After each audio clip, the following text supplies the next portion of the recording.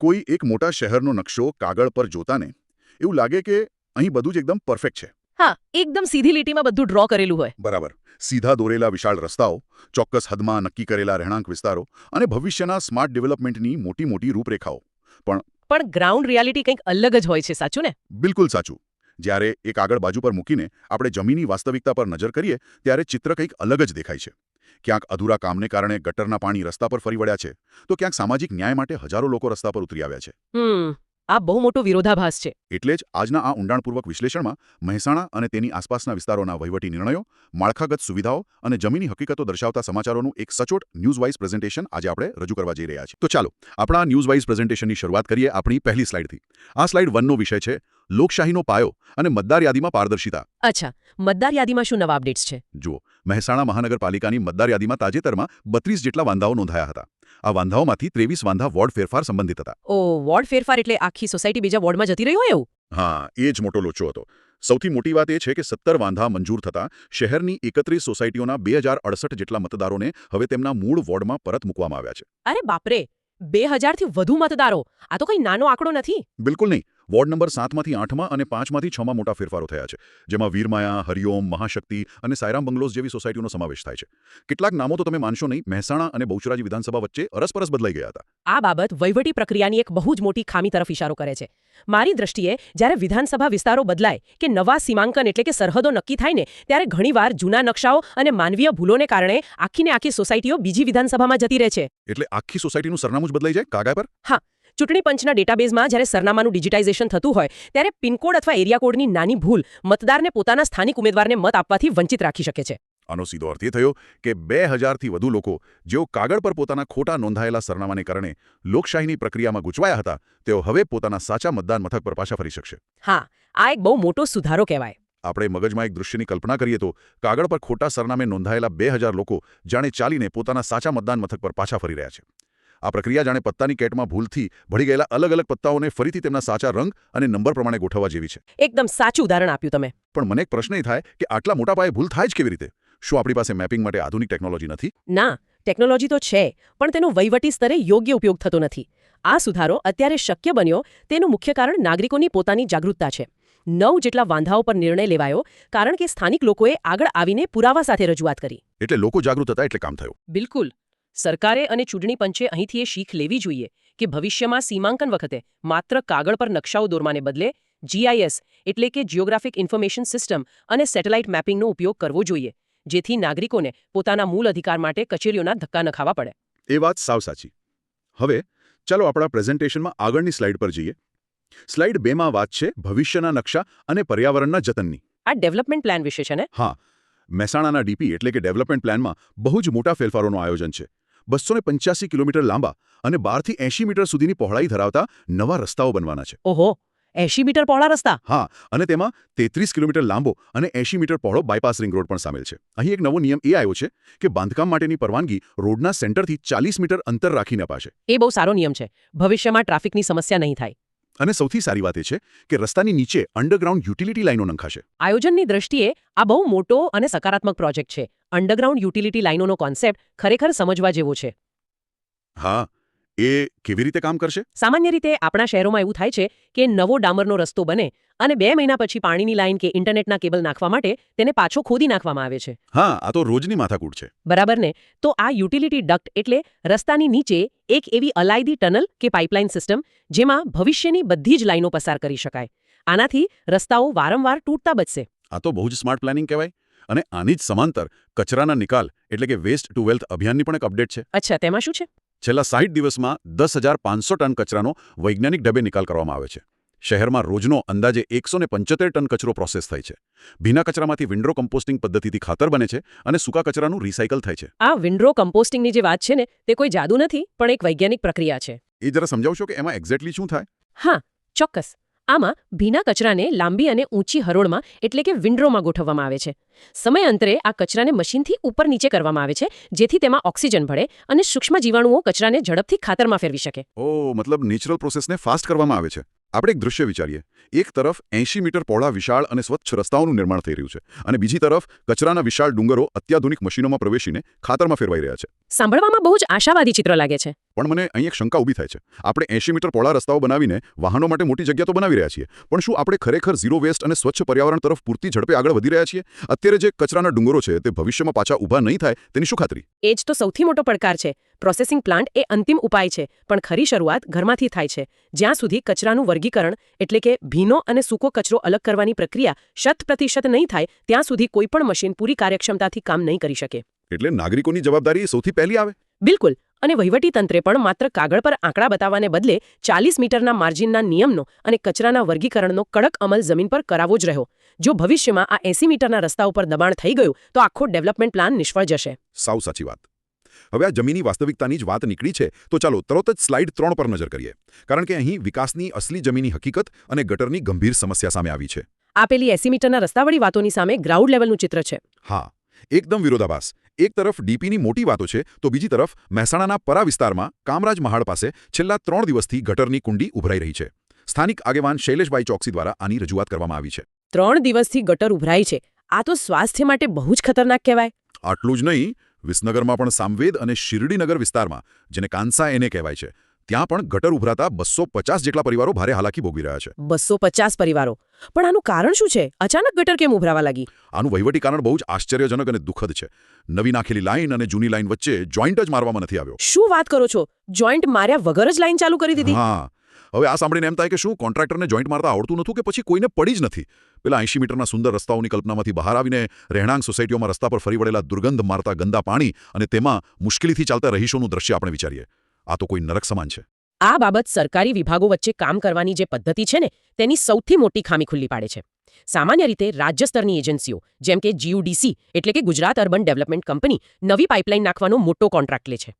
અચ્છા, એટલે નવી લાઈન નાખવાનું કામ એમનું હોય? હા, કોન્ટ્રાક્ટરનું કામ નવી લાઈન નાખી દેવાનું હોય છે, પરંતુ તે નવી લાઈનને સ્થાનિક નગરપાલિકાની જૂની ચાલુ લાઈન સાથે જોડવાનું કામ, જેને ઇન્ટરકનેક્શન કહેવાય છે, તે ઘણીવાર અધિકાર ક્ષેત્રના ઝઘડામાં રહી જાય છે. ઓહ, એટલે પેલા કે આ મારું કામ નથી ને પેલા કે મારું કામ નથી? બિલકુલ. નવી લાઈન નંખાઈ જાય, બિલ પાસ થઈ જાય, પણ જ્યાં સુધી જોઈન્ટ ન વાગે ત્યાં સુધી ગટરનું પાણી આગળ જઈ શકે નહીં અને તે બેક મારે એટલે કે ઉભરાઈને રસ્તા પર આવે. હું તો એક સામાન્ય માણસની જેમ વિચારું તો આ તો એવી વાત થઈ કે તમે ઘરમાં લાખો રૂપિયાનું નવું ફર્નિચર લાવ્યા હો પણ ઘરની છતમાંથી વરસાદનું પાણી ટપકતું હોય. નવી લાઈન નાખવી અને જોઈન્ટ ન મારવું સ્પષ્ટ વહીવટી બેદરકારી છે. 100% બે જવાબદારી છે. GUDC અને નગરપાલિકા વચ્ચે સંકલનનો સ્પષ્ટ અભાવ દેખાય છે. સરકારે મોટા પ્રોજેક્ટ્સની સાથે સાથે સ્થાનિક સ્તરે ડ્રેનેજ સિસ્ટમનું તાત્કાલિક ટેકનિકલ ઓડિટ કરાવવું જોઈએ. હા, ઓડિટ વિના આ છબરડા પકડાશે નહીં. સાચી વાત. જે તે એજન્સીનું પેમેન્ટ ત્યાં સુધી રોકવું જોઈએ જ્યાં સુધી આખી સિસ્ટમ વ્યવસ્થિત રીતે કાર્યરત ન થઈ જાય. નાગરિકોના સ્વાસ્થ્ય સાથે આવું ગંદુ સમાધાન ક્યારેય ચલાવી ન લેવાય. બિલકુલ સાચું. આ ગટરની સફાઈની વાત થઈ. હવે જરા સ્લાઇડ 4 પર જઈએ અને સમાજની સફાઈની વાત કરીએ. સમાજની સફાઈ. હા, અહીં સામાજિક સમરસતા અને ન્યાયની માંગનો એક બહુ જ સંવેદનશીલ મુદ્દો છે. કડીના એક યુવાન રવિરાજસિંહ પર થોડા દિવસ અગાઉ જીવલેણ હુમલો થયો હતો. હુમલો એટલો ભયાનક હતો કે યુવાનના શરીરમાં 40 જેટલા ફ્રેક્ચર થયા છે. અરે રામ, 40 ફ્રેક્ચર? આ તો બહુ જ ઘાતકી હુમલો કહેવાય. હા, અને આ ઘટનાના વિરોધમાં કડીથી મહેસાણા સુધી ક્ષત્રિય સમાજ દ્વારા એક વિશાળ મહારેલી કાઢવામાં આવી. કલેક્ટર કચેરીએ આવેદન આપીને સ્પષ્ટ માંગ કરાઈ છે કે કલમ 307 એટલે કે હત્યાના પ્રયાસ હેઠળ ગુનો નોંધવામાં આવે અને એવો પણ આક્ષેપ છે કે રાજકીય દબાણ હેઠળ બચાવાયેલા અસલી ગુનેગારોની ધરપકડ કરવામાં આવે. જ્યારે સિસ્ટમ પરથી વિશ્વાસ ઉઠે ત્યારે જ લોકો રસ્તા પર ઉતરવું પડે છે. બરાબર છે. આ થઈ રસ્તા પરની હકીકત. હવે આ જ સમયગાળામાં કડીમાં વિરાટ હિન્દુ સંમેલન યોજાયું, જ્યાં મંચ પરથી RSSના જિગ્નેશભાઈ સોનીએ આહવાન કર્યું કે જ્ઞાતિના વાડા તોડો નહીં તો અસ્તિત્વ ખતરામાં છે. તેમણે પ્રસિદ્ધ વિચારક ખલીલ જિબ્રાનની કવિતા ટાંકીને કહ્યું કે લોકો પ્રાણીઓને પ્રેમ કરે છે પણ માનવને માનવ તરીકે સ્વીકારવામાં અચકાય છે. વાત તો બહુ ઊંડી છે. હા, પણ આપણે મહેસાણાના રસ્તાઓ પર ન્યાયની માંગ સાથે ઉમટી પડેલો હજારો લોકોનો આક્રોશિત માનવ મહેરામણ અને બીજી તરફ મંચ પરથી સામાજિક એકતા માટે અપાતો ગંભીર સંદેશ, આ બંનેનું વિઝ્યુઅલાઇઝેશન કરીએ તો મનમાં એક ઘર્ષણ થાય છે. બિલકુલ. આ એક મોટો વિરોધાભાસ છે. મારો એક સીધો પ્રશ્ન એ છે કે એક તરફ આપણે મંચ પરથી સમાજને એક થવાનું આહ્વાન કરીએ છીએ અને બીજી તરફ એક યુવાન પર હુમલો થાય છે અને ન્યાય માટે આખા સમાજને રસ્તા પર ઉતરવું પડે છે. આ બે વિરોધાભાસી વાસ્તવિકતાઓ વચ્ચે સંતુલન કેવી રીતે સાધી શકાય? આ ઘટનાઓ સાબિત કરે છે કે માત્ર ભાષણોથી કે કવિતાઓ ટાંકવાથી સમાજ નથી બદલાતો. જ્યારે ખલીલ જિબ્રાનની કવિતાનો ઉલ્લેખ થાય છે ને ત્યારે તેનો મર્મ એ છે કે માણસ પોતાની જાતિ, ધર્મ કે વર્ગના અહંકારમાં એટલો અંધ થઈ જાય છે કે સામેવાળી વ્યક્તિને માણસ ગણતો જ નથી. હા, અને એનું પરિણામ આપણે આવા હિંસક હુમલાઓમાં જોઈએ છીએ. સામાજિક એકતા ત્યારે જ શક્ય છે જ્યારે કાયદો બધા માટે સમાન હોય. જ્યારે કોઈ વર્ગને એવું લાગે કે રાજકીય દબાણને કારણે સાચા ગુનેગારો છટકી રહ્યા છે ત્યારે વિશ્વાસ તૂટી જાય છે. એટલે એમ કહી શકાય કે સાચી એકતા લાવવા માટે સૌથી પહેલો હથોડો કાયદાના સમાન પાલનનો હોવો જોઈએ. 100%. સરકારે અને પોલીસે કોઈપણ રાજકીય વગ કે દબાણ વગર આ કેસની તટસ્થ અને નિષ્પક્ષ તપાસ કરવી જોઈએ. સાચા આરોપીઓને કડક સજા મળશે તો જ સમાજમાં સુરક્ષાની ભાવના ઊભી થશે. અને સમાજ માટે જ્ઞાતિવાદ છોડવો એ સમયની માંગ છે. એ માત્ર ભાષણો પૂરતું સીમિત ન રહેવું જોઈએ. સૌ સાચી વાત. આ સામાજિક રક્ષણની વાત પછી હવે સ્લાઇડ 5માં આર્થિક રક્ષણ અને જળસંચયની વાત જોઈએ. આ ખેડૂતોને લગતો મુદ્દો છે. રાજ્યસભામાં સાંસદ મયંક નાયકે ગામનું પાણી ગામમાં યોજના અંતર્ગત પ્રશ્ન ઉઠાવ્યો હતો, જેના જવાબમાં મંત્રી CR પાટીલે જણાવ્યું કે દેશભરમાં જનભાગીદારીથી 50 લાખ જેટલા જળસંચયના સ્ટ્રક્ચર બન્યા છે અને સરકારના મનરેગા યોજનાના 88,000 કરોડ રૂપિયાના ફંડમાંથી 65% રકમ ડાર્ક ઝોન વિસ્તારોમાં વાપરવામાં આવી છે. અચ્છા, પહેલા તો આ ડાર્ક ઝોન શું છે તે સમજી લઈએ. એ સમજાવશો જરા? ડાર્ક ઝોન એવા વિસ્તારો છે જ્યાં જમીનમાંથી જેટલું પાણી ખેંચવામાં આવે છે તેના પ્રમાણમાં વરસાદી પાણી જમીનમાં ઓછું ઉતરે છે. એટલે કે રિચાર્જ કરતા પાણીનો ખેંચાવ વધી ગયો છે. આનાથી ભૂગર્ભ જળ અત્યંત ઊંડે જતા રહ્યા છે. તો મનરેગા અંતર્ગત ચેકડેમ બનાવવા કે તળાવ ઊંડા કરવા પાછળ 65% ફંડ વપરાયું હોય તો તે બહુ સારો વ્યૂહાત્મક નિર્ણય છે. આની સાથે એક બીજી અપડેટ પણ છે. મહેસાણા APMCના પૂર્વ ચેરમેન રામભાઈ પટેલે મુખ્યમંત્રીને રજૂઆત કરી છે કે કિસાન સન્માન નિધિ યોજના હેઠળ મળતી 3 લાખની 0% વ્યાજની પાક લોન વધારીને 5 લાખ રૂપિયા કરવામાં આવે. 3 લાખથી 5 લાખ? એની પાછળનું કારણ શું છે? કારણ કે કુદરતી આફતો સામે ખેડૂતો હવે ટકી શકે એમ નથી, આર્થિક રીતે તૂટી રહ્યા છે. આપણે ખેતરોમાં ભરાયેલું વરસાદી પાણી જે ધીમે ધીમે જમીનમાં ઉતરી રહ્યું છે અને બીજી તરફ બેંકની લાઇનમાં ઉભેલો ખેડૂત જે પોતાના પાક માટે આર્થિક મદદની રાહ જોઈ રહ્યો છે, આ બંને દ્રશ્યો એકસાથે વિચારીએ. હા, બંને સંચય જરૂરી છે. જળ સંચય અને આર્થિક સંચય. હું તો એમ વિચારતો હતો કે ખેડૂતો માટે લોનની મર્યાદા વધારવી એ વાવાઝોડામાં કોઈ માણસને નાની છત્રીની જગ્યાએ એક મોટી છત્રી આપવા સમાન છે. જળ સંચયથી જમીનનું સ્તર સુધરશે, પણ આર્થિક સંચયથી ખેડૂતનું આજનું જીવન સુધરશે. એકદમ વ્યાજબી તર્ક છે તમારો. પર્યાવરણીય અનિશ્ચિતતાઓને જોતા ક્યારેક કમોસમી વરસાદ તો ક્યારેક દુકાળ, બિયારણ અને ખાતરનો ખર્ચ વધી ગયો છે. સરકારે ખેડૂતોની આ 5 લાખની લોનની માંગ પર ત્વરિત અને હકારાત્મક નિર્ણય લેવો જ જોઈએ. હા, એ બહુ જરૂરી છે આજના સમયમાં. અને સાથે જ જળ જીવન મિશનનું કડક મોનિટરિંગ થવું પણ એટલું જ જરૂરી છે. ખાલી કાગળ પર ખાડા ન ખોદાઈ જાય એ જોવાની જવાબદારી તંત્રની છે. સાચી વાત. હવે આપણા આજના પ્રેઝન્ટેશનની અંતિમ સ્લાઇડ એટલે કે સ્લાઇડ 6 તરફ આગળ વધીએ. અચ્છા, છેલ્લી સ્લાઇડમાં શું મુદ્દો છે? અહીં આસ્થા, આધુનિક ટેકનોલોજી અને આપણા ભૂલાતા જતા ઐતિહાસિક વારસા વચ્ચેનો મોટો તફાવત દેખાય છે. બહુચરાજીમાં ચૈત્રી મહાકુંભનો પ્રારંભ થયો છે. ત્યાં 10 લાખ ભક્તો આવવાની ધારણા છે. 10 લાખ? ભીડ બહુ મોટી હશે. બહુ જ મોટી. અને આ ભીડ ગણવા માટે પહેલીવાર AI એટલે કે આર્ટિફિશિયલ ઇન્ટેલિજન્સ કેમેરાનો ઉપયોગ થઈ રહ્યો છે. ઓહ વાવ! AI camera? આ તો બહુ એડવાન્સ ટેકનોલોજી કહેવાય. હા, 717 પોલીસ જવાનો, 119 CCTV અને યાત્રિકો માટે 3.1 કરોડ રૂપિયાનો વીમો લેવાયો છે. અંબાજી ખાતે પણ બોત્તર ચુવાળ કડવા પાટીદાર સમાજના 2000 જેટલા સભ્યોની ભજન ગરબાની મહાસંધ્યાનું ભવ્ય આયોજન છે. ધાર્મિક આયોજનોમાં આટલી આધુનિકતા અને વ્યવસ્થા ખરેખર પ્રશંસનીય છે. હા, પણ હવે સિક્કાની બીજી બાજુ જુઓ. આ સાંસ્કૃતિક ઉજવણીઓ વચ્ચે મહેસાણામાં 1904માં સયાજીરાવ ગાયકવાડે બંધાવેલ 130 ઓરડાનો ઐતિહાસિક રાજમહેલ આજે ખંડેર હાલતમાં છે. અરે રે, 130 ઓરડાનો મહેલ અને ખંડેર હાલતમાં. હા, તેની શાન ગણાતી ઘડિયાળ પણ બંધ પડી છે. તમે કલ્પના કરો, મંદિરમાં આધુનિક AI કેમેરા લોકોની ભીડને સ્કેન કરી રહ્યા છે અને ત્યાંથી થોડા અંતરે 120 વર્ષ જૂનો ભવ્ય રાજમહેલ પોતાની તૂટેલી બારીઓ અને બંધ ઘડિયાળ સાથે સમયની થપાટો ખાઈ રહ્યો છે. આ વિરોધાભાસ ખરેખર પ્રશાસનની પ્રાથમિકતા દર્શાવે છે.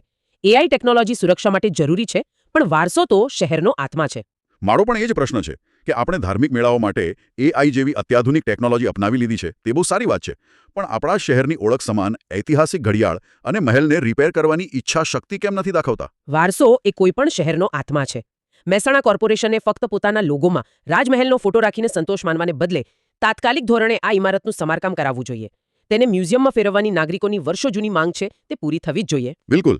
તો આ સાથે જ આપણા આજના ઊંડાણપૂર્વક વિશ્લેષણના સમાપનનો સમય આવી ગયો છે. હા, આજે આપણે ઘણી મહત્વની બાબતો કવર કરી. હા, મતદાર યાદીની પારદર્શિતાથી લઈને રસ્તાઓ અને ગટરની જમીની હકીકત, સામાજિક ન્યાય માટેનો સંઘર્ષ, ખેડૂતોની આર્થિક સુરક્ષા અને છેલ્લે ઐતિહાસિક વારસાની આપણે વિગતવાર ચર્ચા કરી. અને આ બધાનો સાર એ જ છે કે નીતિઓ ત્યારે જ સફળ ગણાય જ્યારે તેનો લાભ સામાન્ય નાગરિક સુધી પહોંચે. આજના આ પ્રેઝન્ટેશનના અંતે એક વિચારવા જેવો પ્રશ્ન મૂકીને હું જઈ રહ્યો છું. જ્યારે કોઈ શહેર પોતાના ભવિષ્ય માટે 80 મીટર પહોળા રસ્તાઓ બનાવે છે, પરંતુ પોતાના 130 ઓરડાના ભવ્ય ઐતિહાસિક વારસાને ખંડેર થવા માટે છોડી દે છે, ત્યારે આવનારી પેઢીને આપણે કેવો વિકાસ વારસામાં આપી રહ્યા છીએ?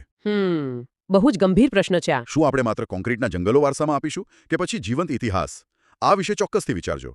અને હા, મહેસાણા અને આસપાસની આવી જ સચોટ, પારદર્શક અને મહત્વની અપડેટ્સ મેળવવા માટે દરરોજ mongerumehsana.in, mogerumehsana.in વેબસાઇટની મુલાકાત લેવાનું ભૂલશો નહીં. સાચી વાત, ત્યાંથી બધી અપડેટ મળી રહેશે. જો આ માહિતી પસંદ આવી હોય તો મોંઘેરું મહેસાણા ચેનલને સબસ્ક્રાઇબ કરો, આ વિડીયોને લાઇક કરો, અન્ય નાગરિકો સાથે શેર કરો અને વહીવટીતંત્રને જગાડવા માટે તમારા સૂચનો કોમેન્ટ બોક્સમાં જરૂર જણાવો. ફરી મળીશું એક નવા વિશ્લેષણ સાથે.